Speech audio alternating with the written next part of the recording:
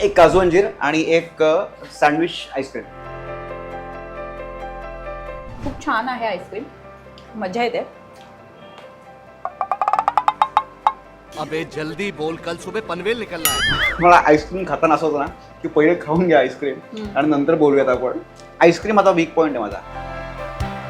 So मस्त काहीतरी पनीरची डिश आहे. येस, आणि खूप छान वाटतंय म्हणजे बघताच असं पटकन खावंसं वाटतं. बायकोच्या हातची आवडती डिश सगळं म्हणा नाही. सगळे मी म्हणून विचार करतोय काय म्हणावं नेमकं आता, कारण इंटरव्ह्यू ती पण बघणारच आहे. मला हे वाचता आताही असं अंगावर काटा येतो मला.